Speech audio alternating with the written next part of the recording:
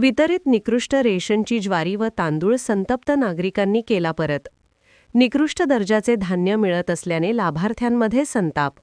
बुलढाणा जिल्ह्यात वितरित करण्यात येत असलेल्या रेशनचे धान्य निकृष्ट दर्जाचे येत असल्याची ओरड गेल्या काही दिवसापासून केली जात आहे. अशातच मेकर तालुक्याच्या डोणगाव येथे रेशन दुकानात प्राप्त झालेली ज्वारी आणि तांदूळ निकृष्ट दर्जाचे असल्याने सामाजिक कार्यकर्ते शैलेश सावजी यांनी सदर बाब गरीब जनतेच्या आरोग्याशी खेळ असल्याचा आरोप करत जिल्हा पुरवठा अधिकारी यांच्याकडे तक्रार करत गोडाऊन व्यवस्थापक व पुरवठा निरीक्षक यांनी तात्काळ घटनास्थळी भेट देऊन धान्याचा पंचनामा करत 394 कट्टे ज्वारीचा साठा गोदामात परत केला आहे.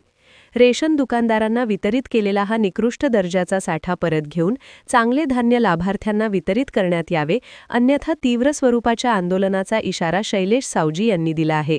त्याची जी वेळेत विल्हेवाट लागायला पाहिजे ना, ती न लागल्यामुळे थोडंसं बरं, ही वेळेत जी विल्हेवाट लागली नाही याची याला तुम्हाला कोण वाटते, याला कारण काय असू शकणार? त्याचे कारण आता आपण काय सांगू शकत नाही जास्त. आपण याची वेळेत विल्हेवाट कोणा लावायला पाहिजे? स्तरावरून 3 महिन्यात तिचं व्हायला पाहिजे होतं, पण ती 6-7 महिने झाले. मला नाही का वास्तविक पाहता नाही का हा केंद्र नाही, मला नाही का मी काय म्हटलं तुम्हाला, फक्त तुम्ही माल कसा दिला? माल चांगला दिला. मग दुकानदारांनी जो ग्राहकाला जो माल दिला तो खराब होता, मग दुकानदारांनी तो माल बदलला का? नाही ते तसं काय मग दुकानदाराचे लायसन्स सस्पेंड व्हायला पाहिजे का? हो तर नका हे पाहिलं आता हे बघा, हा, ही ज्वारी ही ज्वारी जे तुम्ही वाटप केली, हो. तुम्ही याच प्रति ज्वारी वाटप केली आणि ज्या दुकानदारांनी मग ते खराब ज्वारी दिली, मग त्याचं काय?